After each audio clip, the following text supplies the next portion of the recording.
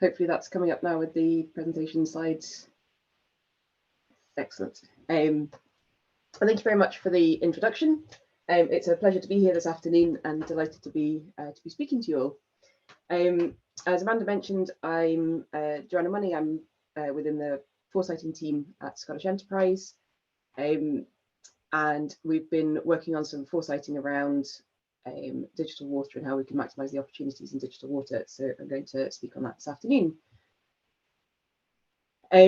Just a quick rundown of the presentation. Just a quick word on what foresighting is, the net zero targets that we're speaking about, some of the areas around adaptation and mitigation to look at, and the opportunities, digital opportunities for addressing these, finishing off with a quick company case study.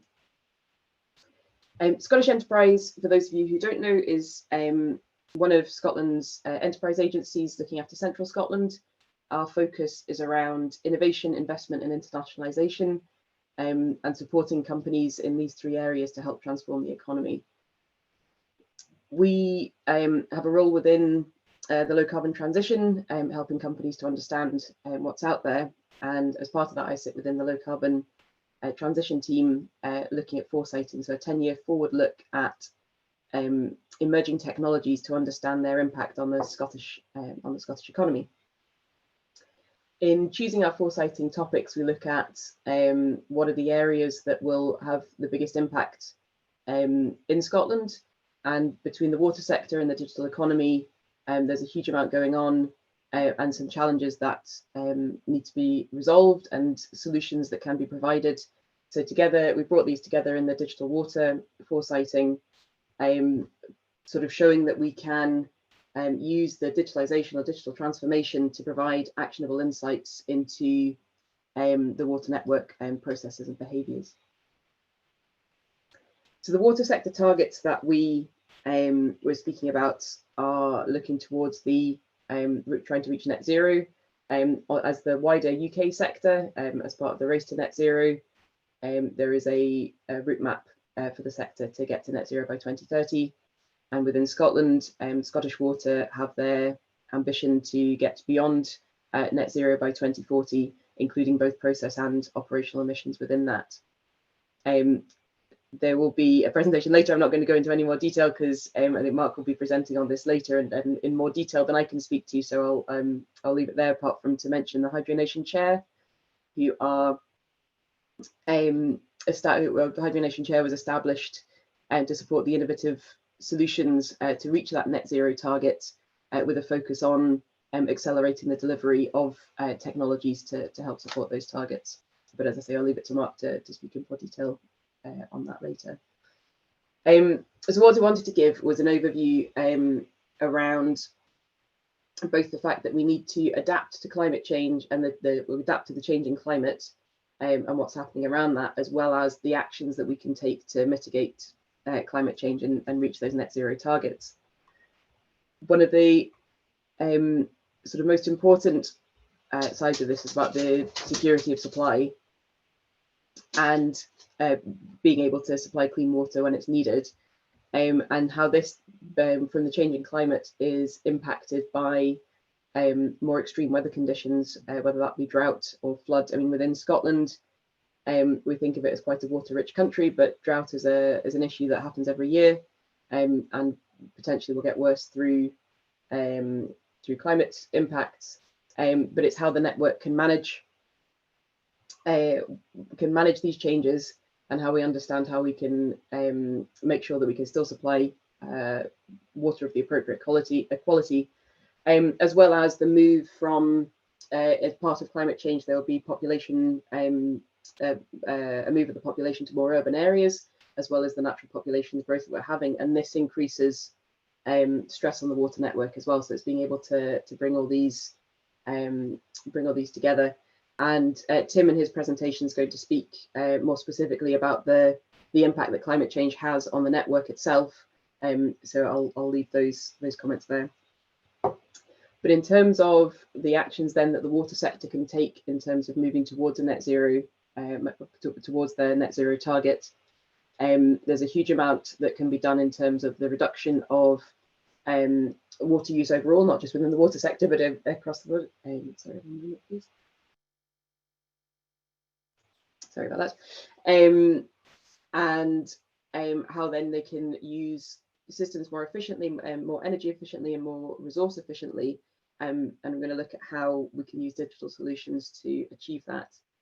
The other side of the digital solutions is about being able to gather a baseline data so we know where the sector is starting from, and then being able to measure the impact that the changes are having and any sort of consequences of those impacts. So moving on to the next slide, the image on the, or the list on the left side is the layers of a digital landscape. The Swan Forum have an excellent diagram around this, which I've adapted for this presentation. But it shows the layers that are available that we can use, and within each of these layers there are opportunities for climate mitigation and to be able to use. So looking at sort of starting down in the lower levels, the sensing and instrumentation is around being able to use sensors to monitor usage, so we can use that to then understand what's happening within a system. For example, knowing what a normal flow rate is, to then be able to identify where potentially there's a leak within a system. This is particularly interesting on, say, the parts of the system where the network meets the houses, and knowing if there's a leak within a property or within the lead up to a property. I've seen examples of where above normal levels of usage can be really an instrument in finding those issues. So about the monitoring is really about being able to identify emerging issues before they become a failure, and therefore making the system more efficient. In terms of communication, there are an array of communication mechanisms that can be used, whether it's from near-field communication, low power, wide area networks, all the way to satellites. And the decision about which to use within those communication layers is down to the distance that you're trying to transfer, the bandwidth, and the power requirements and these things. So it's can be adapted to the situation that you need. In terms of how we can use that within climate mitigation, the idea that you can have Internet of Things connected data collection. So instead of having to travel to remote sites and have all of those mileage and the emissions associated with that mileage, this can be significantly reduced by only sending out somebody in a vehicle where it's absolutely needed, rather than just for day-to-day monitoring or monthly monitoring, as it might be. Within data analysis, there are huge numbers of opportunities. I had a brief chat with Tim before this about some of the opportunities that are out there. So it's more than can be said in this presentation, but to give a flavour of the opportunities that can be done, it's around being able to use historic data as well as near real-time data to understand the trends, and where both understanding where something's maybe going wrong in the system if you get an out of range result, but also looking at the trends to see how systems are being used and how they could then be used more efficiently. We can use the likes of a digital twin to understand how a change on the system will have an impact where it's intended to have an impact, but also if there's potentially impacts further down the system that you wouldn't notice without having that sort of that operational overview that you can have from a digital twin, and many more examples on that. And then right to the top, in terms of a control strategy, this could be about automating responses. So if there's an alert from an alarm, being able to understand the type of alarm it is as to whether somebody needs to be sent out directly or whether it can be managed remotely. And another example is maybe having pumps that are linked to a soil moisture monitor or measurement, and pumping only when the soil moisture is at a low point. So there's lots of opportunities out there, and this is a very quick overview just to give you a flavour of the opportunities that are there. I mentioned a case study. There's a number of companies that work within the digital solutions, a number of Scottish companies that are focused in this area, but we're working towards getting more companies involved within the water sector. One of the companies that's out there is Intelligent Plant, who are Aberdeen based. They started off on the oil and gas sector, expanded into renewable energy, but they're also looking to work within the water sector. But the opportunity they present is about having a series of apps. So instead of having to send data out of your own system, which potentially has security implications and cost implications, being able to use their app store to analyze the data in-house yourself and get the learnings from that. And it can be adapted to any of the sort of the performance of a network, whether that's water or elsewhere. So as a quick overview, I'm more than happy to take questions at the end, and there'll be a greater level of detail in the next two presentations that I'm sure will be excellent to hear. Thanks.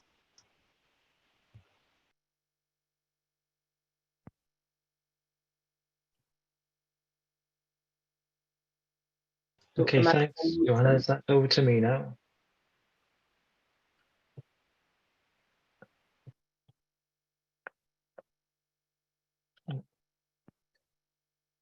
Sorry, I'm just trying to... That's all right. Yeah, please be great to see some.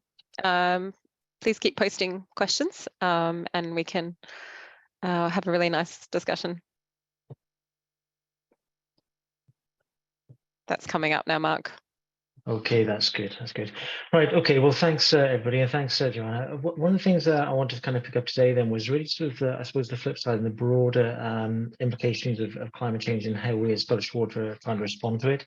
Johanna, you mentioned our route map. What I did was just put a link in this presentation to the route map that's online. So whilst this set of slides is primarily focused on adaptation, very happy to pick up any other points on carbon or anything else within there that anybody wishes to focus on. So I suppose when we start to think about adaptation, what we need to think about is the scale at which we operate as a water company across Scotland. So across more than 5 million people in Scotland receive our services every day through hundreds of water treatment works, thousands of kilometres of pipes and networks, millions of homes and business premises, thousands of miles of sewer pipes into almost 2,000 wastewater treatment works. So a very large scale of asset base when we start to think about the potential for climate change to impact on it. But also increasingly recognise that we are also a steward of quite large landholdings in Scotland and need to think about the impact of climate change on these lands. So in terms of the catchments that we own as part of our water resources, through to any other lands that we operate and work in across Scotland. So the implication we need to think about is, what does climate change mean for the environment on which we depend, we rely on for water and wastewater services, the assets, networks, systems, services, etc. that we use to provide a service to customers. What about customers themselves? What's the expectations of these customers? How will they be impacted by climate change? What are their future demands for services in the future that we need to start to think about now, and what climate change might mean going forward? What about the people who work for us, our colleagues who are out there on these assets day in, day out, creating new assets, maintaining existing assets, operating the assets, etc. What will climate change mean for them? And also more broadly then, in terms of the partners and supply chains that we're relying to provide services. So what I'm trying to get across here is that climate change has got a very vast impact across all that we do. We need to think about how we need to respond to kind of secure the resilient service into the future. And I mentioned there the interdependencies, even sort of simple things. Can we access all of our sites through all different extreme weather events that can happen? What about power and the dependencies on the various other networks that we require? And telecommunications, as we move over to more remote management of sites and everything else, the vulnerabilities are different than what they would otherwise have been. And supply chains themselves is not just about the services in this country, but globally, where are our vulnerabilities for supply chain, and how do we manage and secure the services and the things that we need to provide service into the future? And what I'm doing at the minute is working to produce our updated climate change risk assessment to really help Village Water to understand and to set out what it is that we're actually planning for and how we go about adapting to climate change over the next 30, 40, 50, 100 years into the future. Which really means that we need to think about, well, if climate change is one of these things, in particular for the water sector, our asset lives are measured in decades. Therefore, we really do need to think long term in terms of what climate change might mean for us. And the Climate Change Committee, the UK Climate Change Committee, is recommending that we think about a 2 to 4 degree range of climate change by mid to late century. And up until now, water companies haven't really had to make a lot of choices around which pathway to follow in terms of what the climate change implications will be. So whether or not you're going for high emission scenarios or low emission scenarios or medium emission scenarios, really until the 2040s, there wasn't very much divergence in the different pathways that's shown here on the right-hand side there in that graph. But because we now really need to think about, well, what will it mean for our assets in the 2070s, 2080s? If we're building something today, will it be resilient 30, 40, 50 years' time? We're now at the point where we have to think about and specify which pathway are we planning for? What do we expect our assets to have to deal with in the coming years?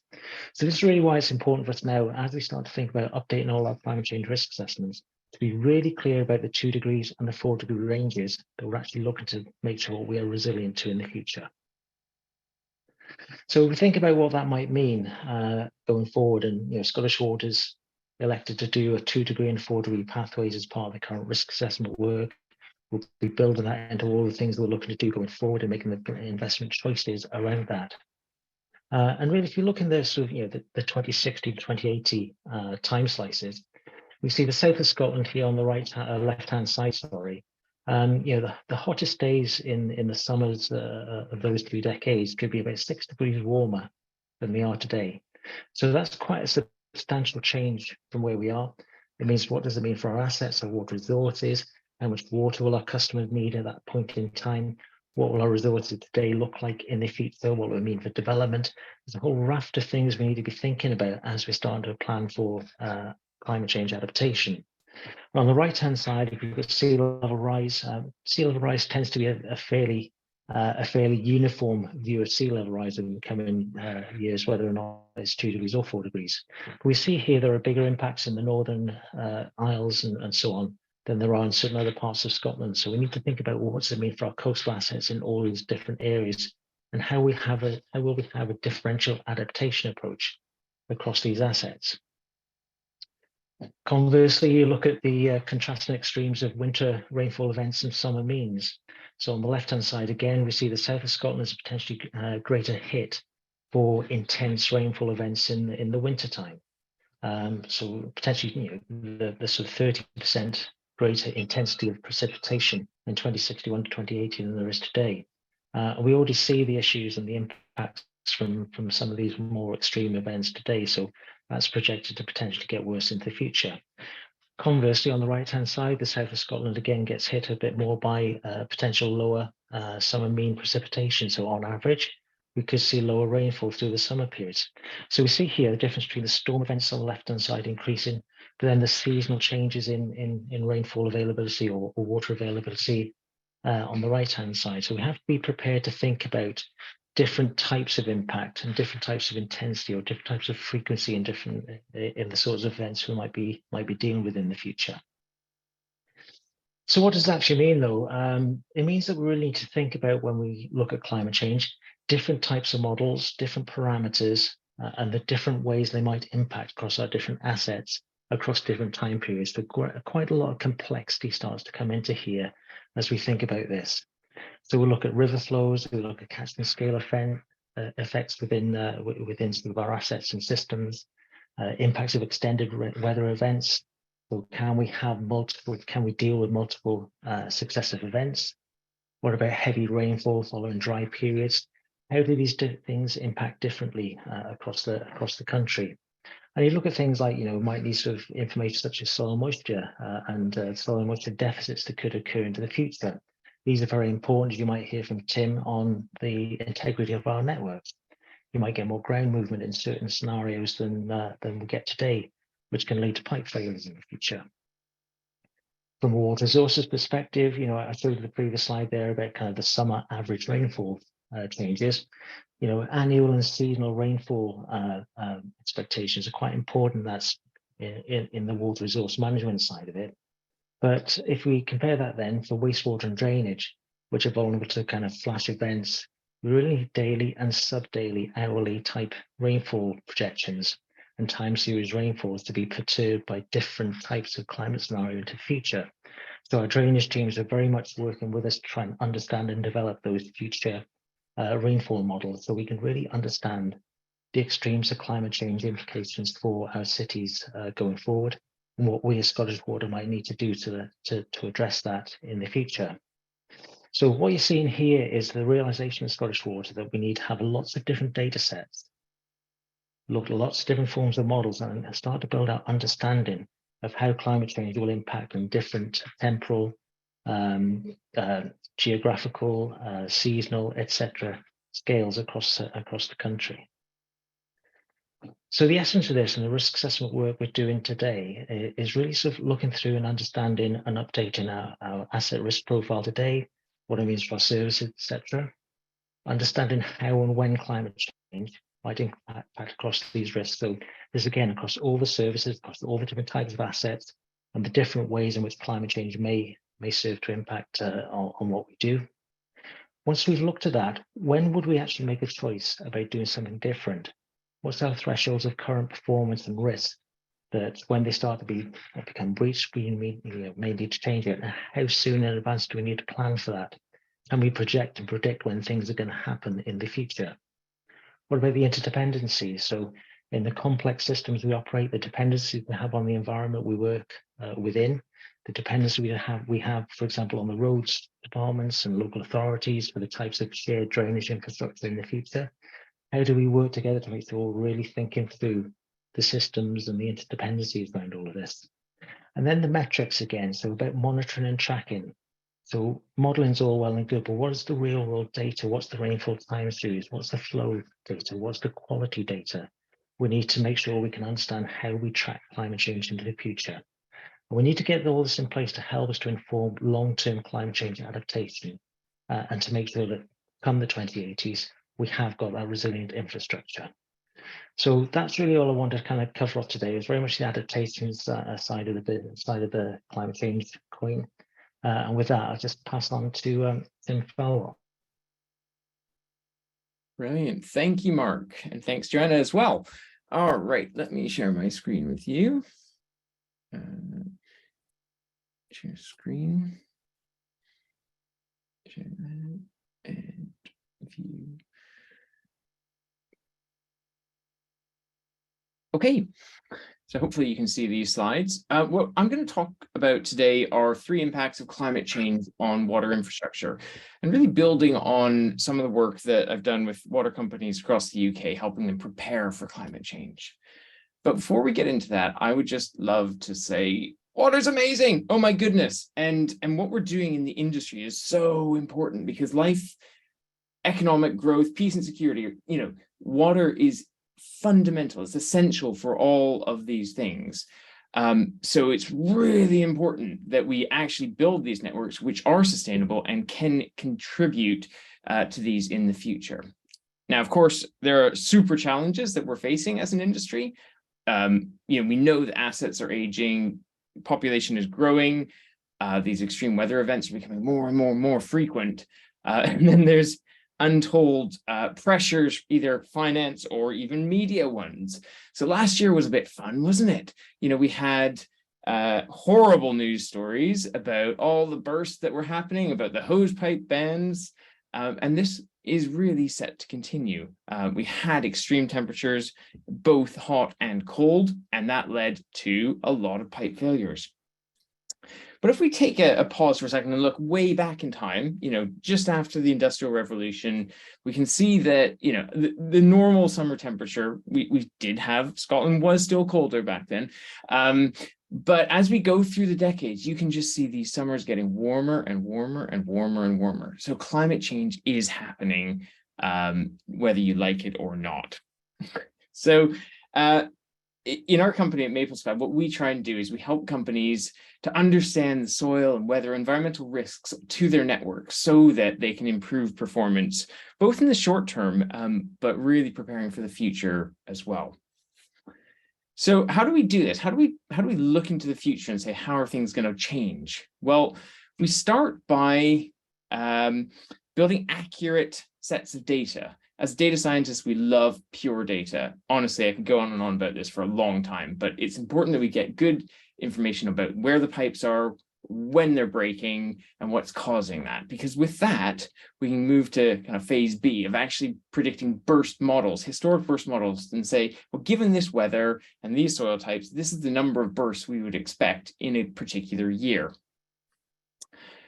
Once we've done that, we can then effectively plug in various climate models and say, okay, well, this is how the network responds given historic weather conditions. Now, looking forward, this is how things are going to change. So for phase A, what we do is we accumulate data sets on infrastructure, the material, age, diameter, that kind of thing of the pipes, the soils that they're in, whether they're shrinkable, movable, and then the weather that's acting on this, because it's the weather acting on the soil, acting on the infrastructure, which really leads to pipe failures. Things like trees can exacerbate things, but what we're looking at is these interactions between all these different factors, and then using that so that we can plan better interventions, so we can build a more resilient network. If you look on average across a year, across much of the UK, and of course this varies depending on where you are in the country, but you get a peak of bursts in the wintertime. And then perhaps where, depending on where you are, you get a smaller one in the summertime as well. And these are caused by different types of stressors, and they impact different pipes. So if we look at individual pipe materials, so this gold line here at the top, iron, kind of rusty, it is what fails in the wintertime. But you look at the AC, so your asbestos cement pipes or your PVC, and what they have is much more of a summer failure mechanism. And then we look granularly, so this is building on what Mark was saying about soil moisture deficit or temperature extremes. And you can see for these different material types, we get different profiles of failure. So some might fail under really hot temperatures, or in terms of SMD, for asbestos cement, it's when these soils are really, really dry that we see this spike in failures. So understanding these relationships and quantifying them is the first step. So what causes pipes to fail when the soils dry out? So here's a Toy Town experiment with some of my kids' Lego and 3 soil types. Sand in the middle, when you apply water to it, it washes away. Sandy loam, really boring, doesn't do much. But this clay loam is really interesting. Look at this. Do you see it expanding as it absorbs water? So if you imagine that you have a pipe bridging across these different soil types, it's that differential movement between these, the pipe across these different soils, which can lead to a lot of problems on the network. So when soils dry out, particularly if they're not used to drying out, can lead to real problems for the pipe network. So we quantify these patterns of pipe failure. We see that iron fails in the winter, but also a bit more, particularly in shrinkable clay soils in the summertime. And the same thing for AC. And PVC has a really interesting failure mechanism depending on the type of PVC and where you are in the country as well. So we build these historic models, and they effectively allow us to go, okay, well, this is how many bursts we did see. Can we predict that? And once we get our models to a point where we trust them, that they're, effectively predicting the same number as we've seen in the past, then what we can do is go forward and build the climate models on top of that. And there's a lot of uncertainty in terms of how well we're going to adapt our society. I can be quite pessimistic at times when I look and see how slowly things are changing. So what we do here is we give a range of different outcomes. So Mark was talking about effectively RCP 4.5 up to 8.5. We actually do it for all 4 scenarios, keeping in the optimistic 2.6 if we make radical changes to our society. And then we look at how, effectively for each decadal time slice up to the end of the century, how climate is going to change. If we think back to that figure I showed you right at the start, here it is in short form. We can see a slight increase in temperature here, but it's nothing compared to what we're going to see even under RCP 2.6. The summers are so much hotter and drier, and 8.5 is just catastrophic. So how will this actually impact burst rates? We'll see. It really depends on the type of material and where you are and the soils that you're in. But what we can do is we can track, the increase just down to climate change. So, excluding deterioration, assuming the asset base is exactly as it is today and just applying a future climate, we can see AC and PVC increasing pretty dramatically. Iron's a lot more interesting because it's reducing bursts in the wintertime, but also increasing in the summer. So it's a bit of a nuance.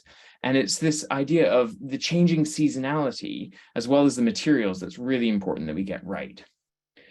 So overall, we can look and see across these different pathways a range of scenarios and what that's going to mean for these water companies.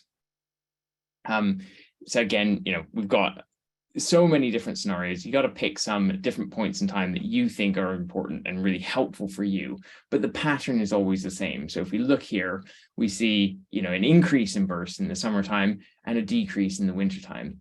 And this is, really important because water is scarce in the summertime. PR is worse in the summertime. So how do people use this? Well, we can look across networks and go, okay, well, these DMAs, let's focus our attention here, or these particular assets, let's target those for investigation, potential replacement. There's so many ways we can use it. But I just want to sum up, these three crucial impacts. We're going to see fewer winter bursts. Yay, that's great. A lot more bursts coming in the summertime. And this real issue, I think this is the ticking time bomb of water scarcity in the summertime. Hose pipe bans are going to become a lot more common because we're going to have more bursts when there's less water. We're already talking about drought this year. So this is a real issue that we need to be ahead of there. Okay, so how can climate models help?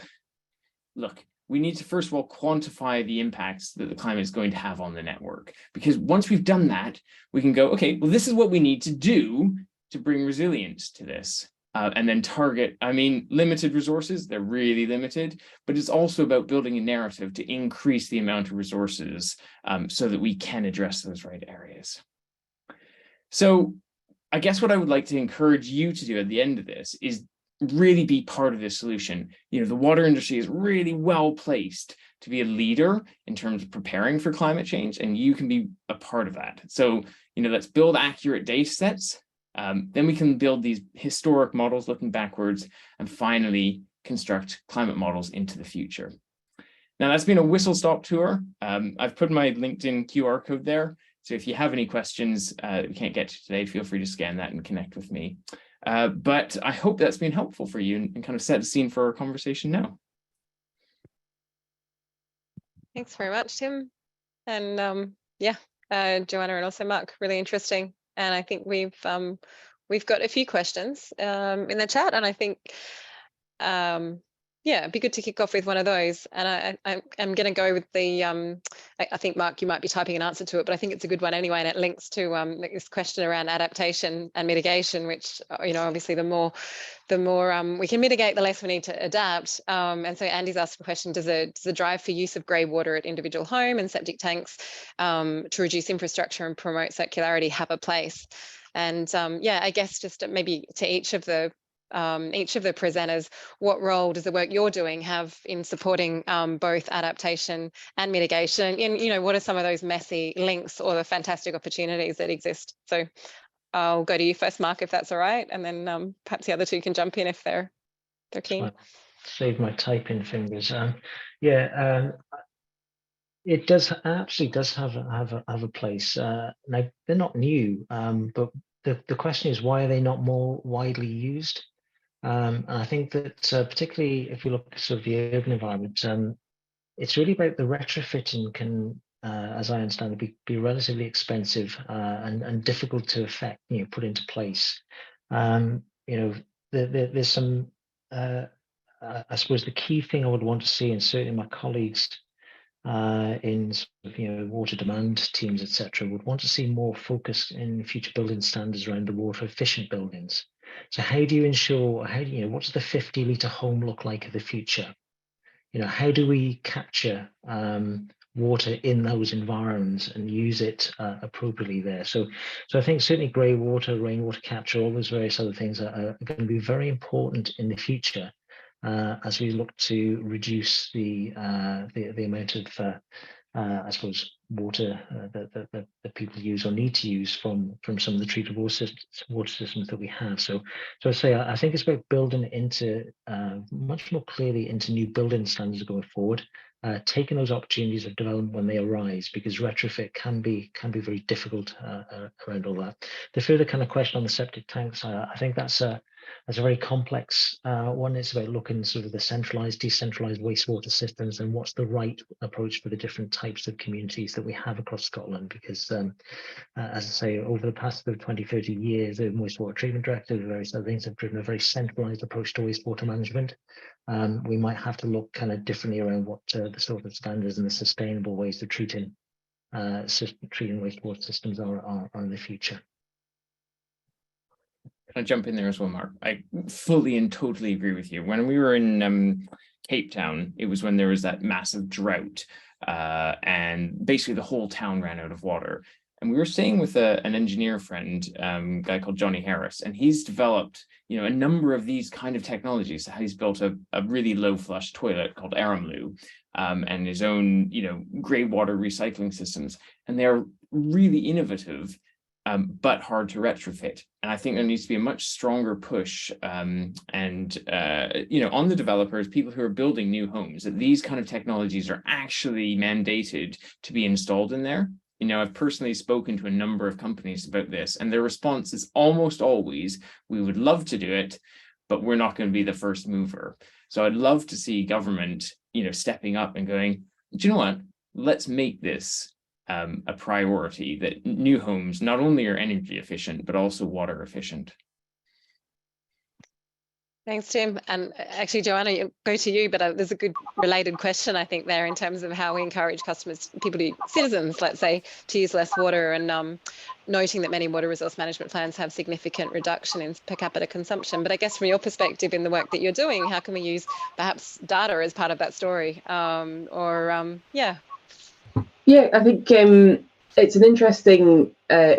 I mean, I sort of from an SE perspective, I guess we're sort of less focused on the sort of people, but potentially more on the companies and how we can help companies use less water.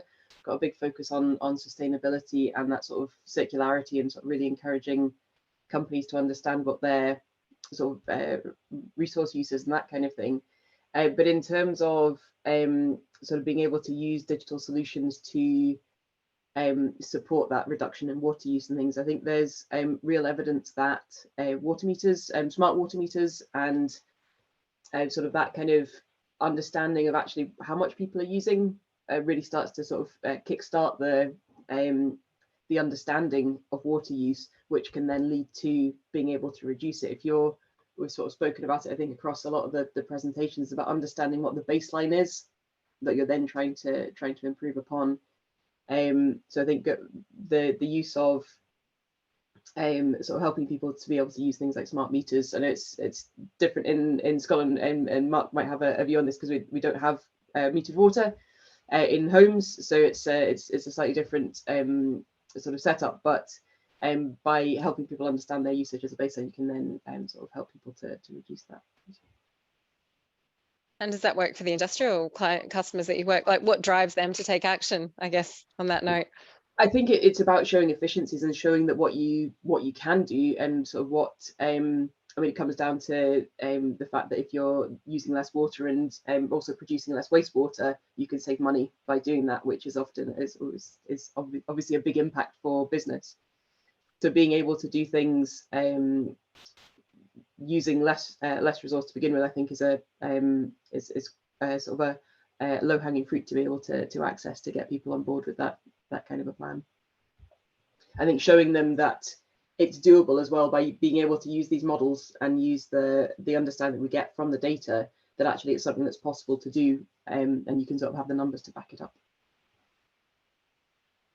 Thanks. And just maybe one on the models, going back to you, Tim.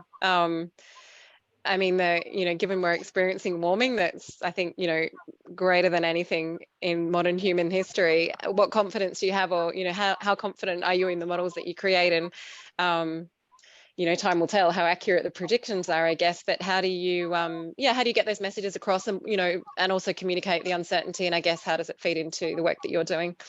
Yeah, no, look, there is uncertainty. We don't know so many things. We don't know how we're going to do in terms of reducing emissions. We don't know also, to some extent, once these models start to extrapolate, whether it will lead to, the increase that we're seeing, or does it level off? So in my models, I've tried to take quite a pragmatic, it will increase and then level off approach. But there is that level of expert knowledge where you're just kind of going, actually, it's a guess, beyond a certain point, because our networks haven't experienced repeated summers of 40+ degrees. So, with anyone saying, absolutely, this is what's going to happen, there's always uncertainty. But what is certain is that, the world is warming. And what we can say is, almost irrespective of which scenario we go, we can highlight those assets which are going to be at increasing risk. So if you're looking to prioritize replacement, almost any of the scenarios come out with similar pipes near the top. And how quickly we move there is perhaps where the most uncertainty is. So yeah, let's keep, I think we still have this slight window where, as a country, as a world, we can start to reduce emissions and not open up new oil fields, perhaps. But the longer we leave it, the harder it's going to be to avoid that 8.5 truly catastrophic scenario. Yeah. It's sobering, isn't it? I don't know if any of the others want to, and it's it's funny to be sitting here in a webinar like this, just talking about these things, because it's business as usual, but it's also, it's not, it's really not. And we really need to, bringing the urgency to it, and acting effectively through our technical and professional, and also, of course, personal lives is just, it's hard to it's hard to overstate it, isn't it? Well, I may just to kind of come in on that then. So, this is, there are two massive challenges here. One is to mitigate climate change, to drive down the carbon. So the route maps and things that we've been doing have been there for a couple of years now. I would say we've done a lot of the easier stuff. We know about the energy efficiencies, the renewables, all these other bits and pieces. The grid is greening. Dealing with those process emissions and dealing with the capital investment emissions, the embodied emissions in the hundreds of millions of pounds that we invest every year in maintaining and improving our networks. That's really the critical piece of work we have to do as a sector. So Scottish Water's net zero emissions route map was dealing with operational and capital embodied emissions by 2040, hitting net zero at that point in time. And that's that's our difference, really, I guess, from the Water UK one. Although companies down south are obviously looking at capital investment emissions as well. So we've got that mission, it has to be done. At the same time, we have to make sure that our core services, our duty to provide water and wastewater services to customers across Scotland is discharged. And this is really where, building on Tim's point about the uncertainty in the data, we have, we're investing in assets now that will be operating in 40, 50, 100 years' time, whether it's networks or whatever.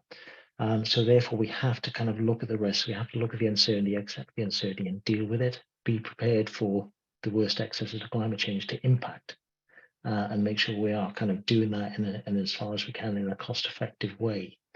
There's a question in the chat really about some kind of blue-green type infrastructure, and this is where there's kind of some fruitful synergy between the two, because the more water we can keep out of our networks through blue-green infrastructure in the urban environment, capturing rainwater on the surface, dealing with it on the surface, not sticking it into pipes, etc., then we have multiple benefits. So we can create the green infrastructure that can help reduce the temperature impacts in summer in the city. The greener the city, the cooler the city. All of these things can kind of help and work together. And there's some good examples where we're working with Edinburgh City Council, Glasgow, Aberdeen, Dundee, of the sorts of work that we can do in that sort of environment, but also more widely in terms of the natural infrastructure that we can use for stabilizing our landscapes. One of the big sort of elements of our net zero program is how we can restore our peatlands to stop losing carbon, turn them back into carbon sinks. That helps water quality, helps future resilience of the catchments. Grow more trees in the right tree in the right place, obviously, but effectively to try and renaturalize our landscapes. One of the big pieces of work we're doing at the minute with Forestry and Land Scotland is the land management plan for Loch Katrine. So about 5,000 hectares of new native woodland to be going in that area over the next 100 years. So this is the sort of thing which will provide much more resilient, attractive landscapes that help to address climate change adaptation, help to capture carbon.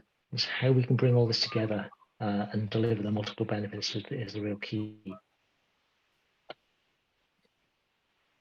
And just to jump in there very quickly, Mark, there's also huge health benefits of this. This is what we're looking for when we're planning these interventions. It's like, yes, so trees, we know they're correlated with positive health outcomes in terms of recovery for people who are ill, improve mental health issues, so many positive benefits. And I think so much of this climate piece, it's about reducing consumption, reducing what we're buying, reducing what we're eating, all these things, and even shifting to more of a plant-based diet. There are health benefits of this. What we're looking for are these multiple wins. We're making a choice, impacts positively 2 or 3 areas of life for us and the world. Yeah, and I guess just another one for Johanna around,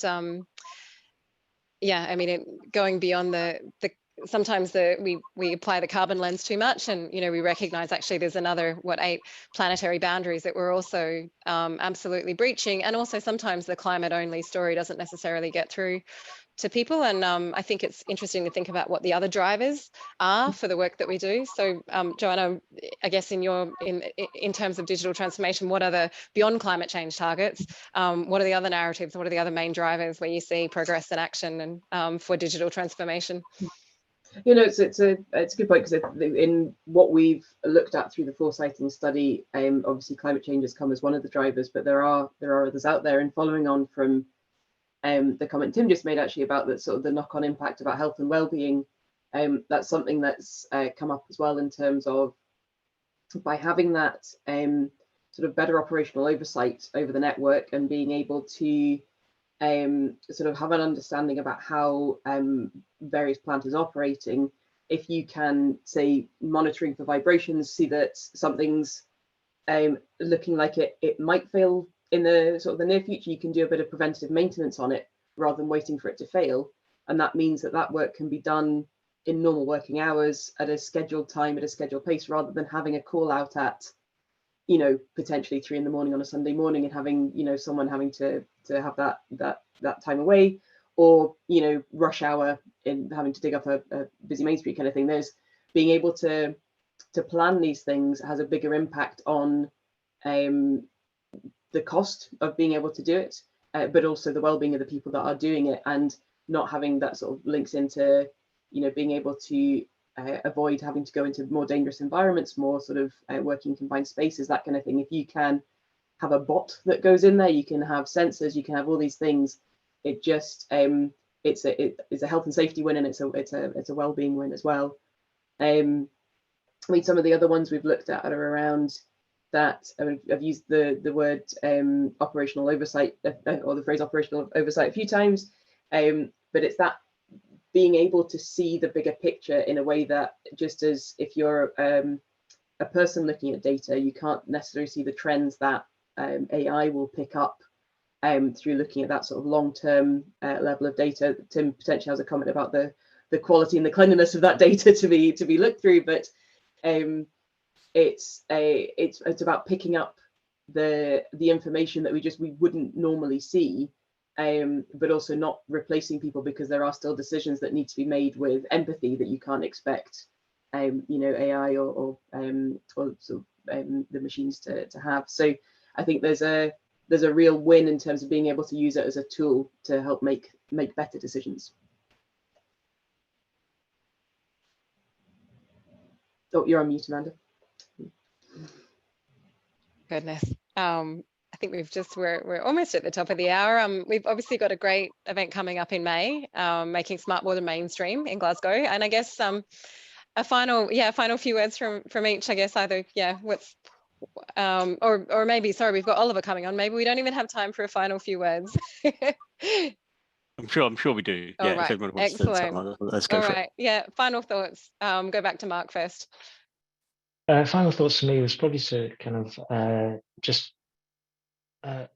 what is it we're after? And the other thing I probably didn't mention enough within what I said earlier on is the work we're doing to do the risk assessment right now is really trying to set out very clearly the futures we're planning for, the 2-degree, 4-degree worlds, the pathways, what we're expecting to deal with across the different decades.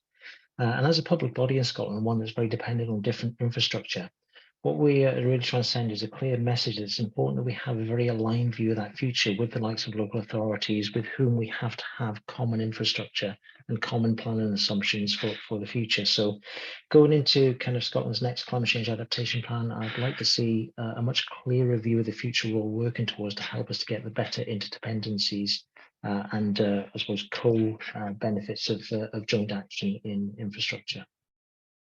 Brilliant. Thanks. And Tim? Okay, I'm going to give you two thoughts. First of all, number one, I think individually we actually all have a role to play.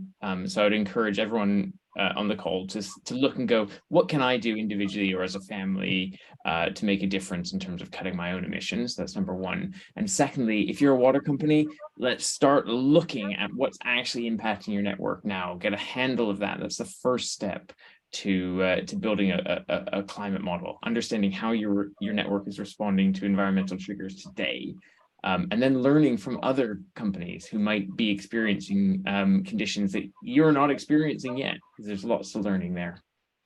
Brilliant. And finally, Johanna. Yeah, no, thank you. I guess sort of from the work that I've been doing as part of the foresighting, it's really about trying to bring together the two sectors of digital economy and the water sector to really sort of realize the opportunities that are out there. So a bit of a call to action in terms of if there are digital companies out there, they're interested in finding out more about water and what the challenges are that still require solutions, but also from the water side, if you've got an interest in where else can digital help, then please do get in touch. And yeah, find out more at the SWAN conference, but also through we can make connections through SE as well. Brilliant. So collaborative, digital, future stories for the future that are science-based and that we can work together at trying to get to the right pathway whilst exploring them all with horror. Great. Thanks very much. Thanks all for dialing in. I don't know if there are any final Oliver, if there's anything you wanted to close with? No, just the same as you, and thank you as well, Amanda, for moderating and being part of a really, really interesting discussion. And thanks to Mark, Tim, and Johanna as well. And yeah, the SWAN conference coming up in Glasgow should be a really exciting event with with all these discussions, but then taking them even further. And yeah, make sure you look out on the SciWem website for future events, not just the Scottish branch, but UK wide. And also, yeah, we should be seeing this uploaded onto the YouTube channel. So hopefully if people miss the start or miss the end, they can watch it there. Brilliant. Thank you, everyone. Really appreciate it. Thanks a lot. Thank you, guys.